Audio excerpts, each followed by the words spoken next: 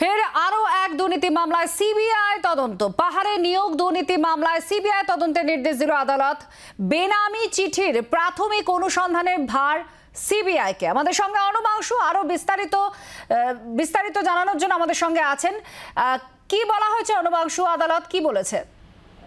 দেখো, সেটা হচ্ছে আমরা জানি যে পাহাড়ের যে শিক্ষক নিয়োগ হয় সেই শিক্ষক নিয়োগ মামলায় একটি ইম্পর্টেন্ট লেটার সামনে আসে প্রথম দফায়, তারপর পরপর আরো দুটি লেটার আসে, মোট 3টি লেটার। সেই 3টি লেটারের মধ্যে রাজ্যের বর্তমান মন্ত্রী, প্রাক্তন শিক্ষামন্ত্রী, একজন প্রথম ছাত্র নেতা, যুব নেতা, একাধিক তৃণমূলের নেতা নেত্রীদের নাম উঠে এসে যারা কিন্তু এই স্ক্যামের বা চাকরি দেওয়ার পেছনে যুক্ত আছে বলে দাবি করা হয়েছে, অভিযোগ করা হয়েছে।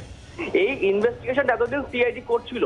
আজকে জাস্টিস বিশ্বজিৎ বসু বলেছেন যে এই 3টে চিঠি সত্যতা দেখবে, অনুসন্ধান করে দেখবে সিবিআই। তাই অনুসন্ধান করার জন্য সিবিআই কে দায়িত্ব দেওয়া হয়েছে এবং বলা হয়েছে যে সিবিআই যে সিট আছে সেই সিটটি তারা কিন্তু অনুসন্ধান করবে। অনুসন্ধান করে তারা 25শে এপ্রিলের মধ্যে রিপোর্ট জমা দেবে। সঙ্গে জিটিওকেও একটি রিপ্লাই দিতে হবে। জিটিও তারা বলবেন যে সময় রিক্রুটমেন্টটা হয় সেই সময় কারা ছিল, কিভাবে রিকমেন্ডেশন করা হয়, সেই সমস্ত বিষয়ে তারা তথ্য তুলে ধরবেন। অর্থাৎ বলা যেতে পারে পাহাড়ে যে নিয়োগ দুর্নীতির অভিযোগ আসে সেই অভিযোগের কিন্তু অনুসন্ধান দায়িত্ব পেল সিবিআই।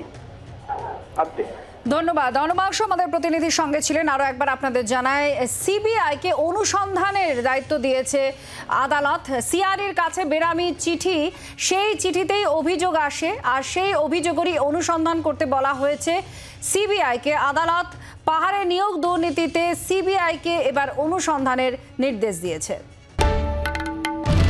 বাংলার আওয়াজ, বাঙালির আবেগ, জি 24 ঘন্টা।